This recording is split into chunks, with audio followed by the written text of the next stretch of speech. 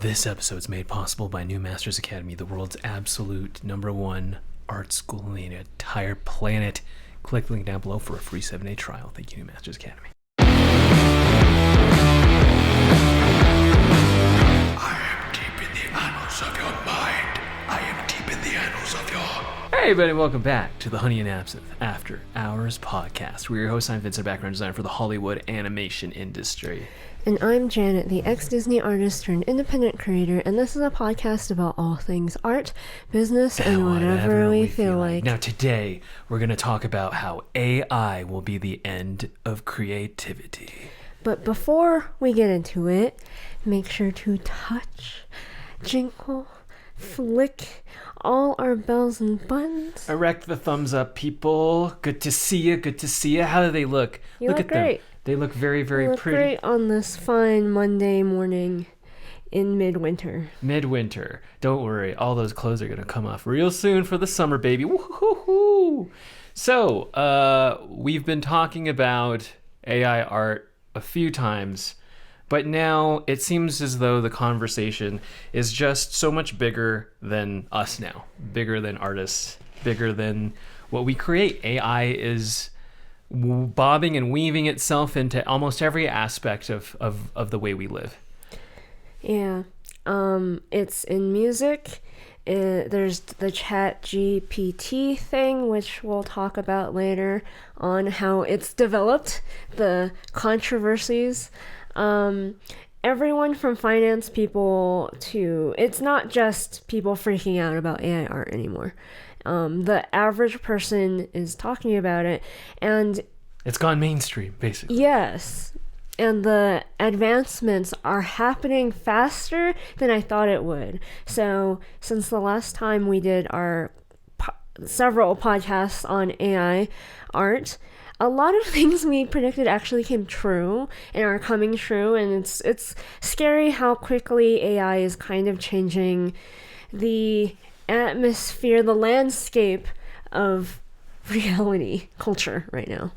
In the last AI art podcast, we talked about how the AI art part is the least interesting part of the conversation, and how the more philosophical, how are we going to live in this world? How are we going to believe anything that we see on the screen? We talked about how that's really interesting, but we were like, oh, that'll take like 2 or 3 years. We don't know when that's actually happening. And now I saw this video of, was it Elon Musk? Elon Musk talking about how he's gonna, fire all the libs in his space, and it turned in Twitter, and it turned out that entire conversation, the entire video from the face to the speaking is completely AI generated. So we are here, and like when I saw when you see something like that, you told me like it messes with my head. But then how for me it just makes me completely go like, well, then nothing on the screen is real. And there's no more perceived reality on the internet ever anymore. So we're going to be talking about several different types of AI things that have recently I've come across, and the implications of what it means for us as creators, us as a society moving forward, what we are going to be expecting, and the technology that is to come. That's really scary. Are you afraid? I'm a little afraid.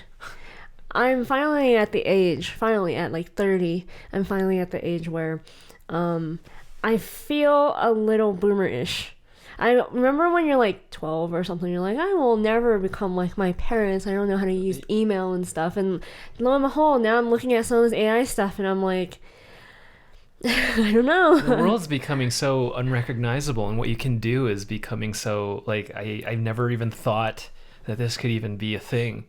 So where are we going to start? Where do you have like at least like 5 or 6 different topics? Where do you want to start? So I want to start with the program Descript. What is the program Descript? Descript is basically an AI editing software that can auto-edit your videos for you. How? Using AI. So what you do is you input clips, like kind of like in, whatever editing software you have.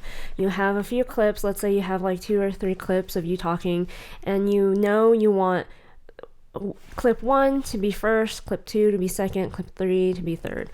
Normally when you edit, you have to go through the process of putting the clip in the timeline, cutting it up, cutting out all the dead space, all the stuff. But just by ordering the clip in the program, the AI will auto edit it completely for you. And it does it pretty well. I saw examples of it and I was like, whoa. There's very few mistakes. So when they auto edit, the video is generated, and then it also generates a script. Everything that you said, it generates like a closed captioning thing. And to edit, let's say you want to take out certain sentences that the AI edited in, you can just delete words in the script and it'll auto delete the words in the video.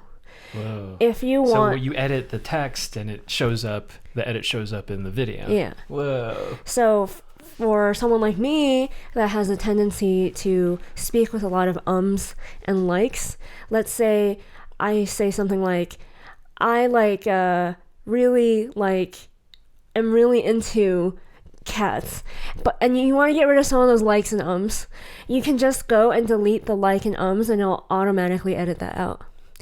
If there are words or sentences that you forgot to say in your video, it'll use samples of the videos that you uploaded to auto-generate words using your voice, but you didn't say it. But so as you're uploading stuff into this program, you're feeding it your humanity, basically, so that you can conveniently add things or whatever. But at the end of the day, if the internet, the AI is a brain, every time you're using this thing, you're making it stronger. Yes.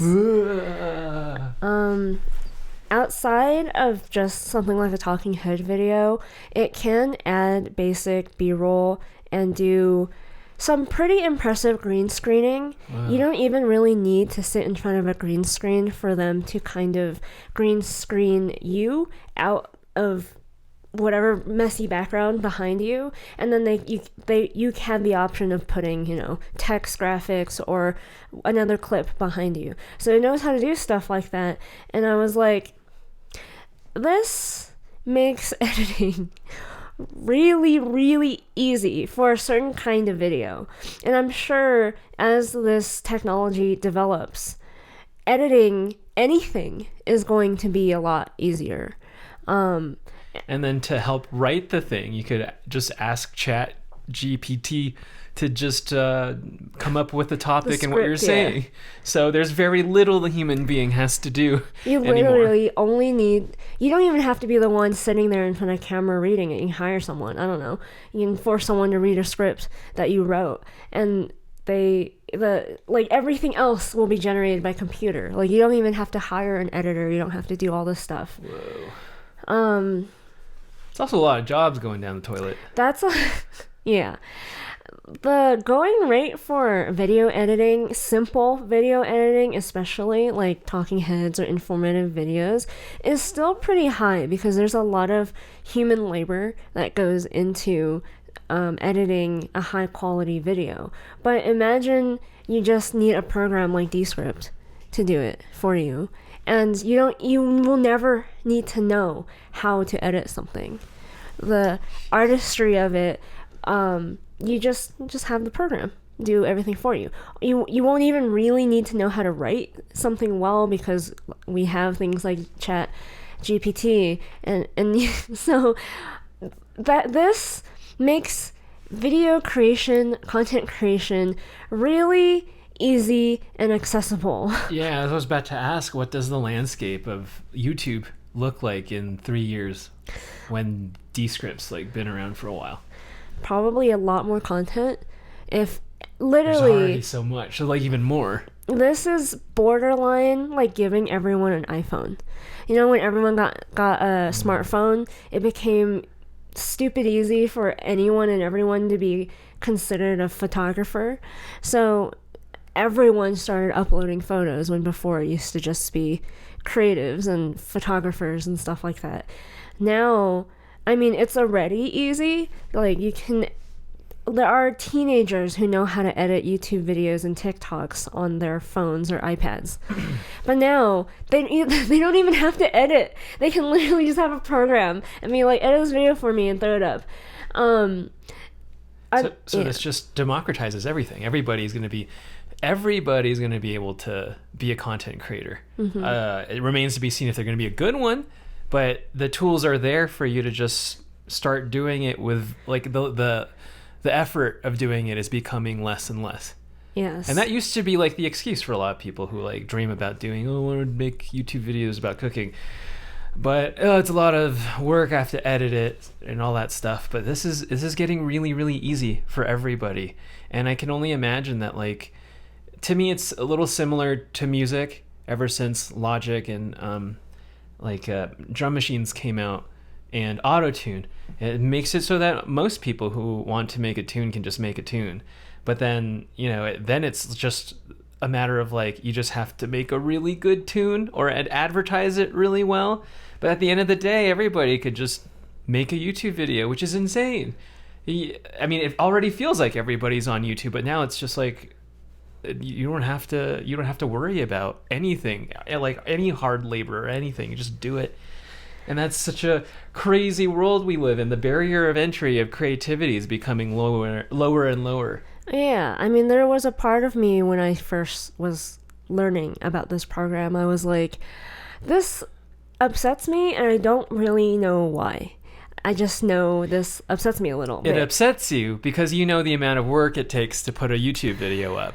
Yes. And now generations after you get to just like do it with not nearly the amount of labor that you put into your YouTube videos. It's not just the labor aspect of it, because I understand the joy of being like, I want to make something, but I don't want to spend the hundreds of hours required to make the thing.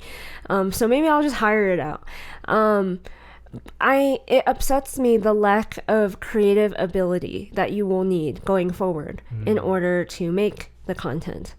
But I thought about it some more and I was like, but not every content creator on YouTube is artistic and creative, and it doesn't need to be.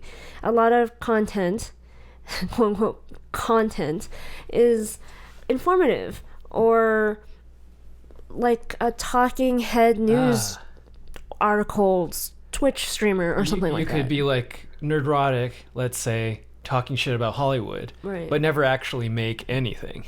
Yeah, not having to have any kind of creativity in the content itself.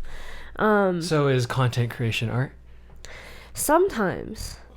Like I think all art is content, but not all content is art. So who makes artistic content on the internet? On top of your head. Would you go like, that's art? Yeah, totally. Vsauce. Vsauce. Very few. Hey Natalie. A lot of the travel and slow living content creators, the cottagecore girls, the whole pantheon of cottagecore girls. Yeah, they turn their video into an indie movie. Yeah. In the woods. But there's a lot of talking heads just talking shit. That's the majority of YouTube. Because most people go to YouTube to search how to do something. And then I think once I thought it through, it felt very much like old man yelling at cloud. My feelings of like, oh, it's so sad that like people won't know how to actually edit a video anymore. They'll just like have a program to do it for them. But then it's not like I know how to literally splice film and like put it together and then thread a reel and then like project it. Like I don't know how to do all that stuff. So I was kind of like, yeah, it's like, just evolving. Yeah. And I do think it unfortunately, this is the nature of artists and creatives. There's a certain amount of elitism that we like to have about being creatives that I'll talk about later. But when iPhones became a thing, the bar became much higher for you to call yourself a photographer. I think the same can be said when anything becomes more democratized. I think when the average person, someone who doesn't really know too much about design principles or art or creativity or whatever, when they can get their hands on something and make something as good as the lowest totem pole, lowest trained artist, I guess, artists are going to make up random rules of what makes it something good or art. And I think just the nature that there's going to be so much content out there going forward, because it's getting easier and easier to just film something and anyone, your grandma, can do it. It's going to be survival of the fittest in terms of who can actually become successful making content. I think truly it's going to be survival of the best. And as someone who appreciates that, at least in terms of creativity and wanting good media, wanting good content, that's great. But if you're scared of that, like I was like impulsively inclined to be, I think that means you're just insecure of your own abilities to make good content, to make good, to climb to the top amongst the sea of everyone now entering the playing field. So all in all, I was scared, and then I became slightly more optimistic. And I was like, oh, okay, well, this is probably a good thing, and I'm just old. I don't understand. So next, let's talk about ChatGPT and what you told me, actually. Oh, yes. I was watching Mr. Rick Beato on the YouTubes, learning about music and stuff. And then he came out with an AI art, or not AI art, or just like an AI topic. And then he's interviewing, or when he interviewed Billy Corgan from the Smashing Pumpkins, Billy said something like, yeah, like when AI is at the level where it could just like make songs, we're all out of a job, basically. And like the entire video was Beato talking about his experiences with AI. He used Chat GPT to write a song, basically. Oh, really? And he came out, he basically asked it to write a song in the vein of Ed Sheeran. And then it just came out, it was awful. It came out with the most generic, it was awful. But then, you know, to have it be able to do that, separate things into verses and choruses, like it's not, we just have to feed it some more. Gotta feed it some more human brains, and then all of a sudden it'll be like Kurt Cobain or something. But then in that video, he talked about how his daughter, I think, was going to school and said something that apparently there have been a few students cheating using the program to write essays and stuff. And I told you, like, whoa, what do you think about that? Are kids gonna get dumber, or are they gonna get smarter? What's happening here? What does the human race look like when you don't really have to think anymore? You know? My gut reaction was like, oh, that's awful. Yeah, that was my gut reaction too. But then I was like, but like if we told people what we could do with the internet back in the 80s, they'd be like, that seems awful. Yes. You don't have to go to the library. You don't have to look at the indexes. It's too easy. Kids are gonna be dumb. Yeah, that's my first reaction. I was like, wow, the kids after us are gonna be so dumb. But then I was like, wait a second. It wasn't that long ago since I was in school, and unfortunately, if you've known people who cheat in your life, they will do anything in their power to cheat rather than study. So those people were going to cheat no matter what. There's no forcing them to not cheat. They'll find some loophole.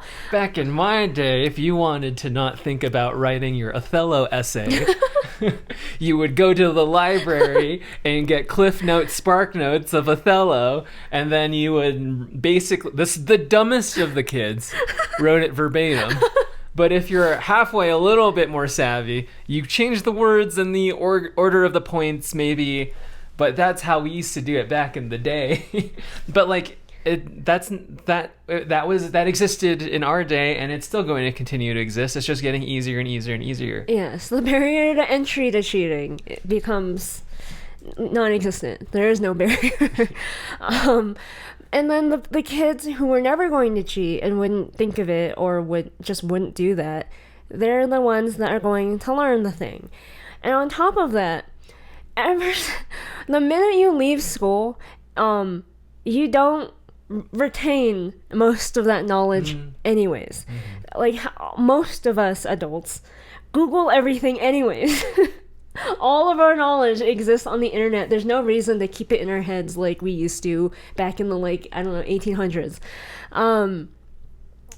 So quick aside, man, like I was reading, like the founding fathers and all those people, they like read so much. Yeah, they knew so much shit. Like they knew and studied so many languages and shit and different politics from all around the centuries and stuff. They knew Latin, and it's just so hard for me to believe at this point that the human brain can retain that much knowledge. But at this point, who needs to do that? Who needs to have that much information in your brain? It's insane. So I thought, like, outside of, let's say, a brain surgeon, you would hope your brain surgeon didn't use ChatGPT to pass certain classes just so they can become your brain surgeon. But at the same time, if you know anything about a lot of intense fields like that, it's not really the schooling that's necessarily important. It's the intense decade plus of training that you have to do before you can become anything remotely like that. So I was like, I think this fear that is probably all of our gut impulse response to hearing stuff like that is not reasonable. And I think it's the easiest conclusion to jump to be like, the kids are gonna get so dumb, right? Because I'm sure we're dumber than our elders, but like at the same time, it doesn't hinder our ability to do things. Yeah, we know how to do a lot of things. I think. Yeah, and if we don't, we just Google it. Exactly. Before it's just be like, I don't know. Best to do what I know what to do and how to do. Too lazy to go to the library and read how to do X for dummies. But now you just type that up on YouTube. Yeah. Like how do you someone shows you. Exactly. We're so lucky, man. And these goddamn kids with their AI, man. You did have a good point though about the one thing that this could impact kids. What? I forgot my point. Oh, right. None of you are going to have original thought.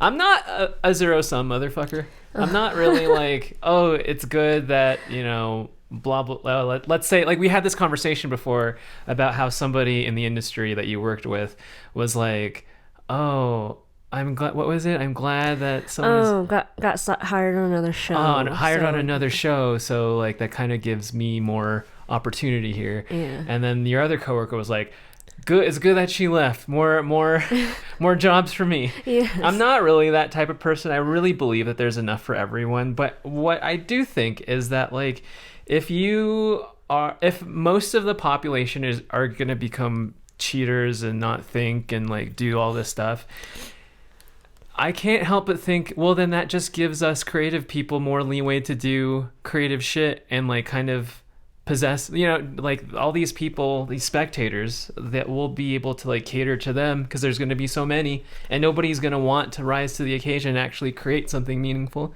So I go like, yes.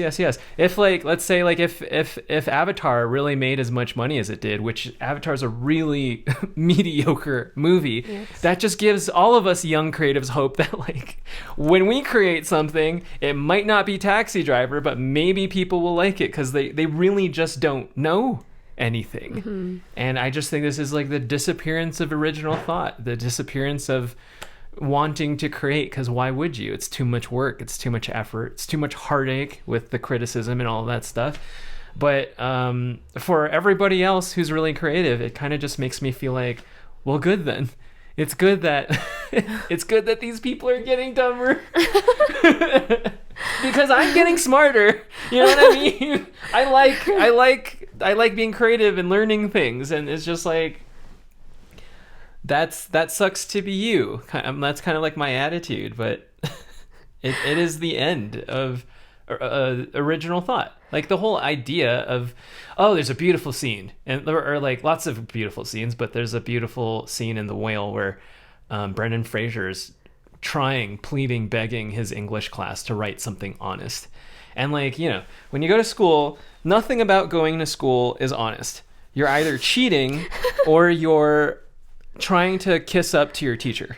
You're like, there's no in between. And if there is an in between, you're the weirdo. You're the creative person. Weirdo. Right. And like, no one says anything honest, really. Everyone says something to just impress other people. So I just think all the time that like, good, because that just gives me more room to like be a creative freak and for everyone else to think I'm a freak. This is awesome. Where did you get that idea? I don't know. I read and watched a lot of old movies. I used my imagination. I use my imagination all the time, every day, all day, every day. Yeah, it's really like, I think as creative people, as all of this stuff is happening, it's really easy to become really negative and what's the word? I guess like in a way looking down on how like sad the plight of humanity is if people are getting dumber and less creative and less drive at the very least to be unique and I don't know, introspective, all the things. But especially, so like, I've noticed that Gen Z doesn't like to read. Yeah, man, they really hate reading. I don't think they like to write. Yeah. Which is like... They like to make videos. Yeah, but writing and having a good personality are two different things. Having a very, like, exuberant personality, you can be dumb as a rock, but be really... charming, entertaining. Yes. About being dumb. Yes, exactly. or beautiful, whatever. But being good at writing opens the door for you to do anything that requires creative writing, from film to writing a novel, a graphic novel, whatever. And I just find that like if people are cheating by asking an AI to write for them, they're never going to learn the joy of writing. Not essay writing, but like creative writing, like writing for yourself or writing. I am the weirdo in school that took everything seriously and was honest about it. So like clearly if you've watched any of my videos where I have opinions, which is like a lot of them. Most of my videos, yeah. I have a lot of opinions and I was never shy about having really strong opinions, and it would get me in trouble all the time growing up. But most of the time, English class was always like fun, both for me and for my teacher, because like in The Whale, as a teacher, you're probably just sitting there like, oh God, there's so much bullshit people are writing. And then occasionally you get some drones, freak that like writes something strange. So that kind of leads me into this article that I saw from the New York Times. I saw it on Twitter, and it's a paid article, so I only read the title and the opening of it, because I'm not paying no for one's gonna pay for that shit, man. And it's titled "AI Spells Trouble for Creatives and About Time Too," or something like that. So the beginning of the intro is about how he, as a journalist, being very honest about why he became a journalist. He said when he was growing up, he wanted to be part of the creative class. There's this elitism that exists if you are an artist or a creative, especially in New York and LA. And he wanted to be a part of it. He wanted that lifestyle. He wanted to be able to look down on, what did he say, like the management types, or like people who are not in the creative industry, who are only managers or stuff like that. He wanted coffee tables filled with the New Yorker and libraries full of intimidating books. And I saw people on Twitter mocking this article, being like, oh yes, I love being a broke ass artist, looking down my nose at the blue collar workers while never getting paid.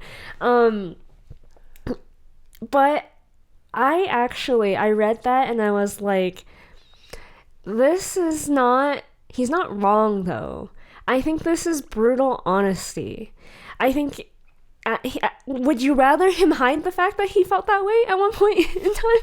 I think he was talking, the fact that the article is titled AI Spells Trouble for Creatives and About Time, I think he was making fun of himself or like criticizing himself in that first introduction to his article, where I think that he was about to talk about the democratization of art, of being able to create art, and that it's a good thing. This elitism is kind of awful and a bunch of bullshit, but it exists.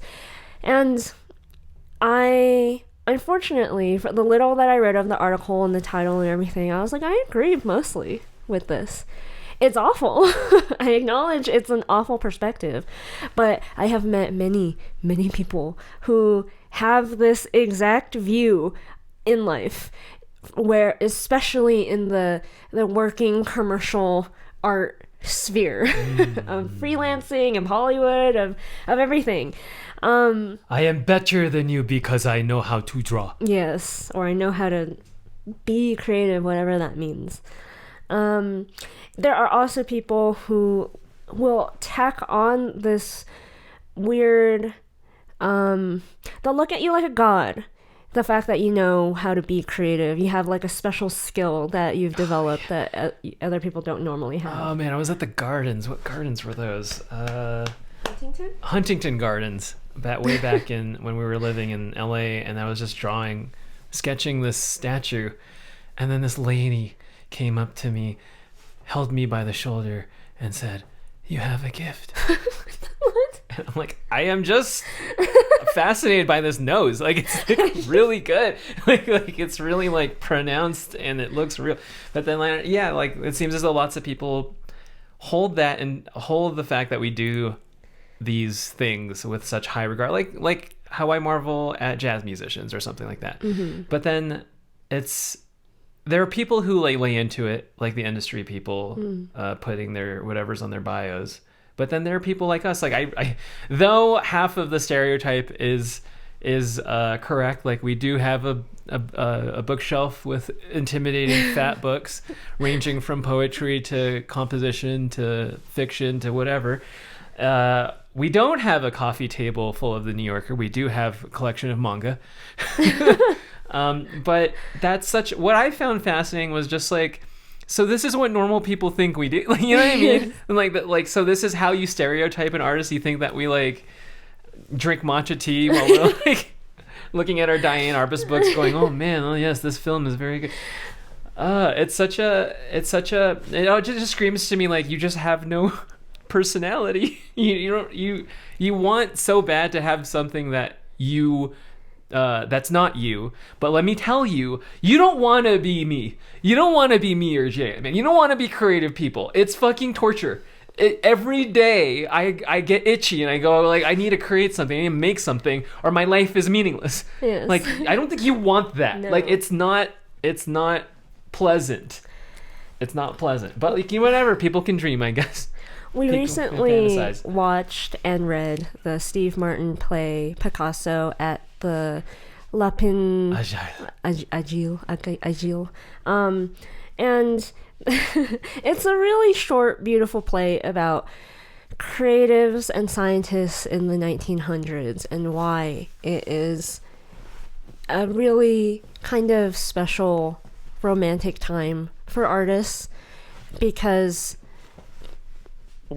they were the ones that dominated that century, essentially, and not, politicians and everything else. But it's a satire, and it's a what's the word? What's the Who's Afraid of Virginia Woolf? Absurdist. It's an absurdist play, so it's like funny. But like, there's this line that I love. I forget which character said it, but he said something like, We are creatives. We have to make things. We don't know why we have to, but we have to. So we're going to do that. Just don't tell them, the audience, the people who are so enamored by romantic about us and what we do. The magic of what we do. Don't tell them that, like, we don't really know why or how or where these ideas come from. We just do. It doesn't feel like a God-given kind of like shines down on you and you are anointed. It feels like OCD. Yeah. It feels like I have to, or I just won't feel well. Yes, you know? I have to wash my hands 100 times a day. And then I will be clean. Yes. I need to create, and then I will be clean. Exactly. Right. So I don't know. There's a lot of articles like these popping up, and I just feel like I don't feel much about it other than, like, most of the time, these people, I don't like modern writing.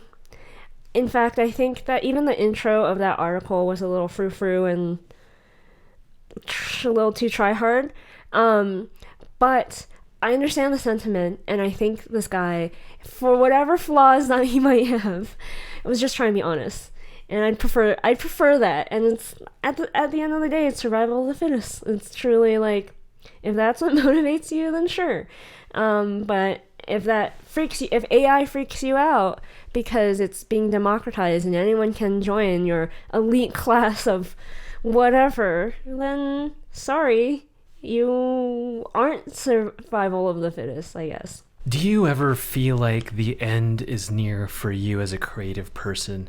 And are you afraid that you have to become the best creative version of yourself or fall into the wayside? You know what helps me push away thoughts of disappearing? Coffee brand coffee. Coffee brand coffee, it gives me the motivation and the to take on the day. You know what I mean?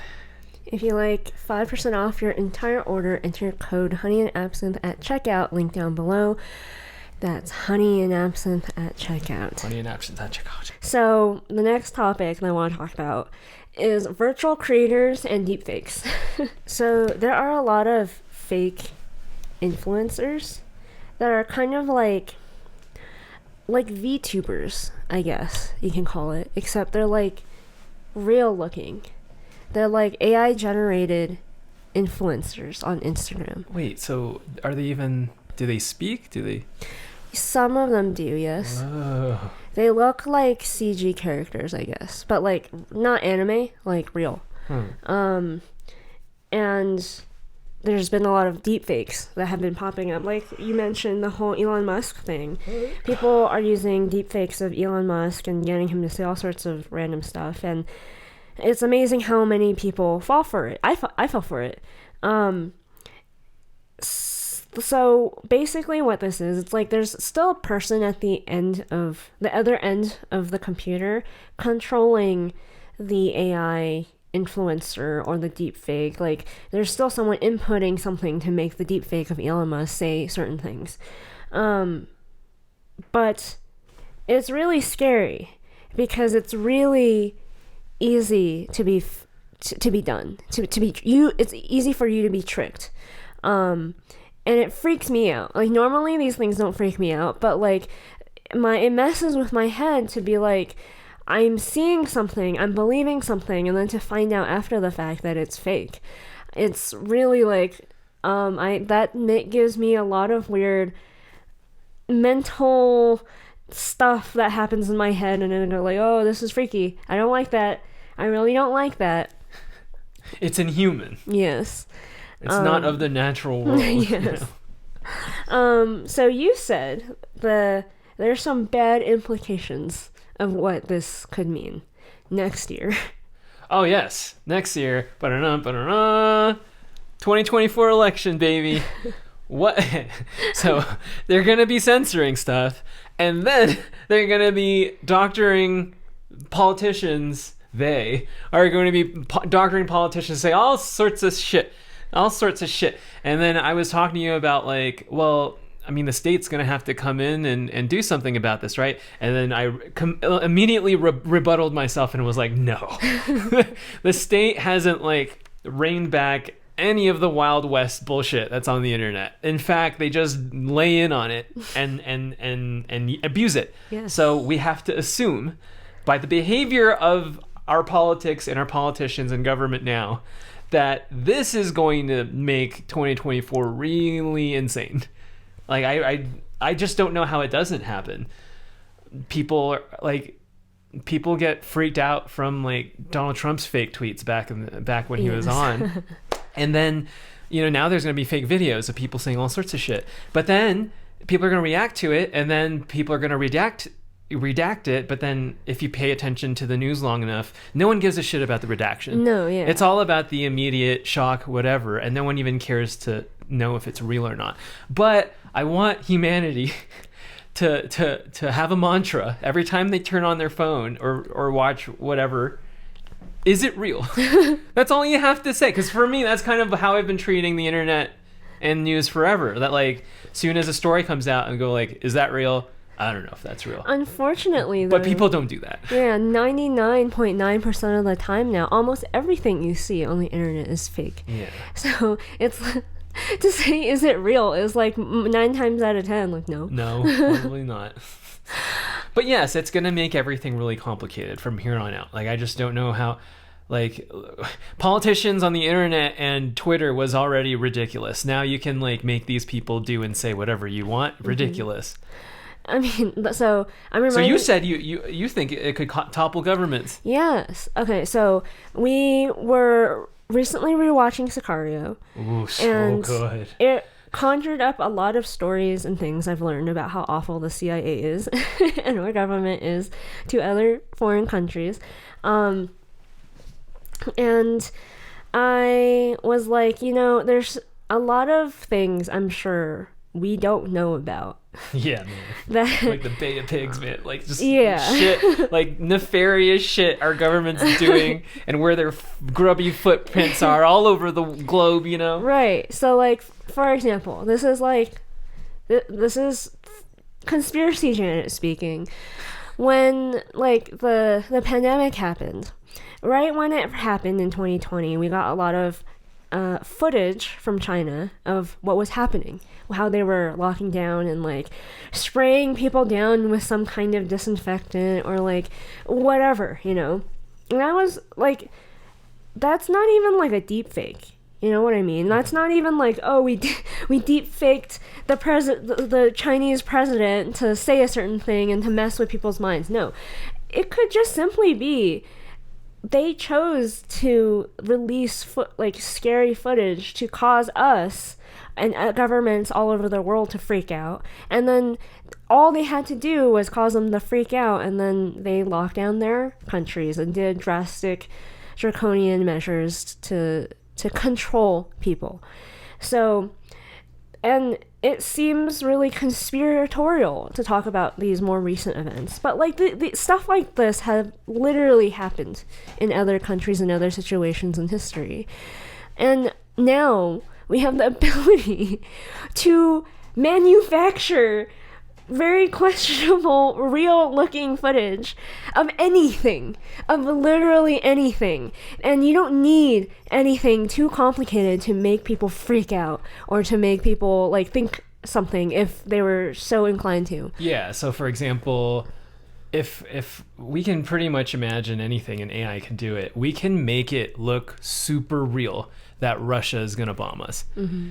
And like make that footage look real, make Putin say all sorts of shit, or vice versa, just to flex on Russia for us to like do some sort of psyop disinformation campaign that makes it really look like we're gonna fuck them up if they don't do X, Y, and Z. And it seems unfathomable, but like if you can fake the footage, if you can fake what the politicians and the people are saying, and already we see how fake news works, you just kind of spread it around.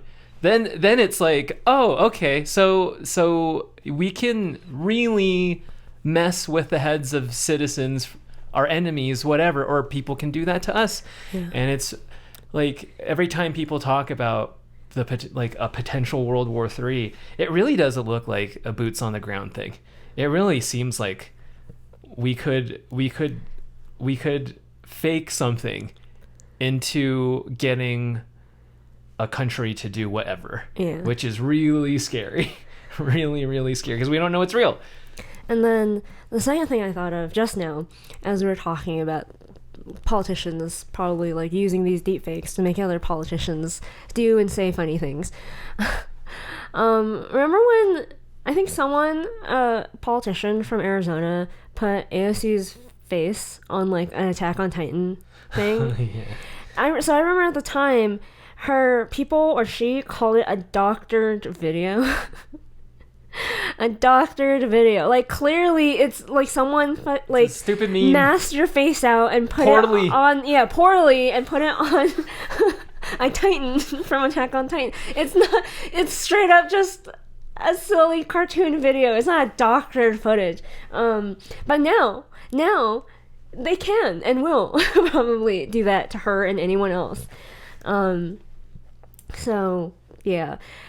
How do we deal with the implications of this? If you don't know who is saying what, and if they're actually saying it, or if it's a deep fake, or if it's even a real person, it could be an AI generated influencer person. It just seems more and more like we're gonna have to have some sort of verification for people. Yeah. And I told you that fucking sucks because you know who's gonna get involved? The government. So imagine like you need your let's say Arizona state ID, but then you have your internet ID too, and then like the reason is like people want consequences, people want verification, but then like who's gonna do all the consequence issuing and verifying? The government. And they're gonna like, this is kind of ridiculous, this era that we are going into, because it just feels more, even though it's so science fiction-y, it seems more and more real, like this is gonna happen to us, man. Especially like with the Twitter blue verification thing that happened, I think last year. It might still be happening. They're still trying to figure out how to like get people who pay for like the subscription thing verified. It seems like with the whole thing, the deepfake thing and the virtual creators and everything, it's going to be more and more a problem to verify who is real and who's not, what is trustworthy and what is not, and the only way to do it is to have some kind of verification. But like verification, even now, you need your ID. You know that. If you want to get verified, you have to prove you are who you are before you get like a check mark next to your name. So like if everyone wants to get verified eventually, that ends up being an online ID card. And the whole Elon Musk Twitter thing is a perfect example of like what is to come soon. He's kind of like the first beta test of all the social media companies, like what if they were to implement this, and you can see all the troubleshooting in real time. Like there's rampant identity theft. People are gonna like sign up and like pretend to be Elon Musk or pretend to be whoever they feel like. So how are we gonna deal with that? I'm sure eventually they'll figure it out somehow, but it is gonna be tied to the government, because how else? Like you're gonna have to send them your ID, and if you don't have an ID, then you're going to be locked out of participating, or at least being verified. So I wonder if it's just an inevitability because of where AI and the internet is going soon. And I don't like it. I like the idea that you can be anonymous on the internet. And I don't like the idea that there's going to be somebody over our shoulders monitoring everything we do. You said what? We'll punish you, and we know, that's awful. We know where you live. We know it's insane. It's insane. Oh my goodness. How do you feel about that? I think it's inevitable. We're gonna have some sort of internet ID thing. I think my perspective of it is that I don't have privacy anymore. Yeah, exactly. Yeah. I think the idea that any of us have some semblance, unless you're like off grid, you just simply don't have privacy anymore. I have to give my ID to Google in order to get paid for AdSense. I had to do the same thing for Facebook and Instagram.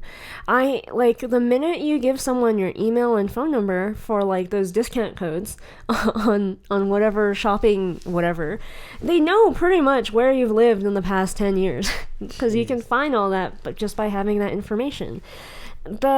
I think people hate the idea of their data and their privacy being used against their will, but it is already being used against their will, and you already don't have any privacy, and the internet already knows everything there is to know about you, including at what time of the day you take a shit. Like, I think, even though it sounds scary, and even though I don't like it, I think we've already given up a lot of our information already. So, like, it's not that far of a leap to be like, okay, let's just do online ID cards and verification. You have to do that for Bitcoin. Like, like all the crypto people are like, oh, well, I have crypto. I don't subscribe to any of that. Well, like, I guarantee you, no matter what crypto you got into, you had to show them your ID in order to buy it.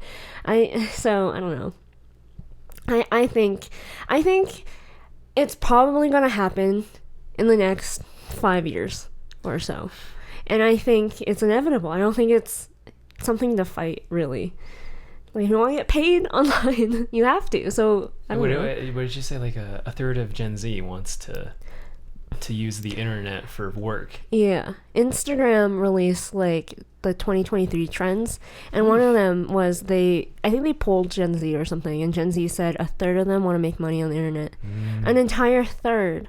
Which is, like, I don't find it very alarming, because as the job market is shrinking, because we're getting better and better at doing things, I think it's only natural for new types of jobs to come about. And if that means making money online, as much as the boomers and the old people want to be like, oh, you don't do nothing, well, good for nothing, whatever, like, had to make money somehow. Make it work. And finally, this is a thought experiment. Oh, thought experiments. I love thought experiments. You asked me this question after reading something that Kojima, the video game developer, said something in an article. Yeah, I thought it was really interesting. Kojima, who created Metal Gear Solid. It's a video game, if you don't know. He's a famous developer. Had this to say when asked about what he wants to leave behind for his legacy or his company or whatever. And he said, I never really thought about that. I'll keep leading so long as I'm around. And all that matters to me is that our roots when it comes to creation are kept intact. But as you know, I'll probably become an AI and stick around. You need to be stimulated in a lot of ways if you want to keep creating new things. So I imagine I'll keep collaborating with others and taking in new things, even if I'm AI. And I was like, oh crap, I totally didn't realize.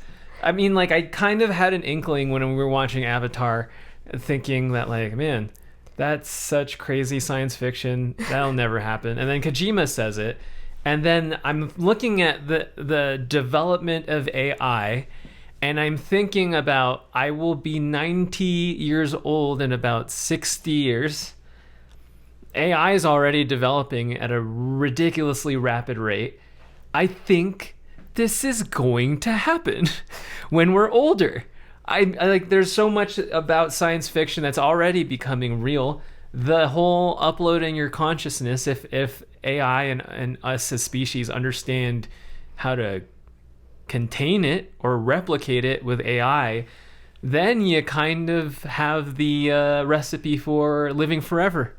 And I asked you, would you live forever in a very Summer Wars digital world? Very exactly like San Junipero from Black Mirror. Mm-hmm. If you haven't seen that episode, it's about a lot of elderly people in the twilight of their lives are putting their consciousness in a bank, and then in that consciousness bank, there's this entire simulated world where they can travel through any sort of time period that they want to and be as young as they want to and essentially live forever.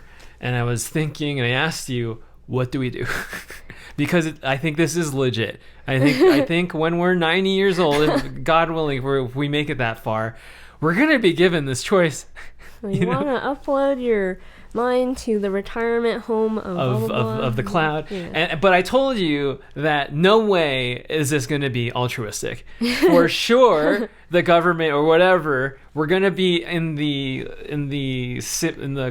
retirement home cloud doing something. Yes. Like mining Bitcoin or something. We're going to have to pay to exist in some kind of AI world, subscription model world. And if we don't, we die twice, like in Coco. We're gonna have to mine Bitcoin from the internet or something. That's our day job, and then we get to like, I don't know, exist somewhere in the cloud. Yeah, but then we get to like live still, technically. And I asked you, like, would we do it? Because my personal feeling is like, I think we're supposed to die. As much as I don't like the thought of it, it seems like us as humans are supposed to experience all we're supposed to experience and do whatever we want, and then we die. That's kind of what makes life living, that you kind of have a time limit at the end. Yeah. But I kept thinking, like, okay, well then if I did do this, then I get to live forever and create forever and sort of like maybe be a wise sage to all the other people. I don't know. But I just kept asking, like, what do we do? My first inclination was like, I would totally do it because I would love to live forever and then become like an AI super genius or something. Like, I know all the languages and know all the things. But then I really thought about it. And for me, I really like experiences. I put a lot of value in being able to experience going to a place, experience certain milestones in life. Even the idea of experiencing suffering means something to me because it makes life. That is what makes life. I don't feel like if I were to just upload my consciousness to some kind of cloud, and maybe it's exactly like San Junipero, I don't know that it's a simulation or whatever. It's just my conscience, like everything's the same. Like I feel I can experience things, but still, it's still not like going through life and living it, you know, being able to feel certain things and experience certain things. So I was like, I don't know, that wouldn't really be living. To just upload like an AI or your consciousness to the cloud, that doesn't feel like living to me. I don't know. Maybe by the time we're 90 and this technology exists, as I was thinking, like, what if it feels real? What if there is suffering? What if there's like all sorts of sensations? What if they created alternate countries and things? And I still be like, I don't know if I would do that. See, I am a very skeptical person, and I think I freak a lot of people out when they meet me. So, for example, recently we just bought new windows. We're gonna get new windows. No more drafty windows. Let's go. But I'm a little bit intense when I research and talk to salespeople, and I feel like I freak a lot of them out by my need and lengths I will go to make sure you're not screwing me. I won't be the same exact way with a salesperson trying to sell me on a retirement home for my mind. If they're like, it's just like life, you get to experience all these things, I'll be like, what's the fucking catch, man?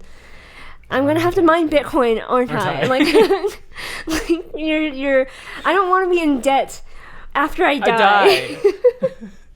So, the whole point of us living was to finally be free. So, that's kind of hell, then. Yeah, it exactly. Is like a hell. Yeah. Yeah. That's why I'm like, I don't know. The salesperson, whatever, will have to do some crazy convincing, because I think at that point I'd be like, I think I'd rather die than potentially risk living in hell for the rest of my consciousness. Yeah. So, yeah. This week we are recommending Triangle of Sadness. Oh, very, very, very, very good movie. Beautiful movie. Mm-hmm. Man. A beautiful movie. It was nominated for some Academy Awards. I forget what category. But it's not like my favorite movie of 2022, but it is beautiful and it is fun. It's a story about classism, basically. And it makes fun of rich people, which I'm sure most people like. It's very tongue-in-cheek in a satirical kind of way. There's lots of poop. It's like The Shining, but poop. Oh my god, it is exactly what it is. Yeah. If you like this episode, make sure to like, subscribe, jingle all our bells and buttons. Check out all these other episodes to binge our entire catalog of podcasts, and we'll see you next time. Bye.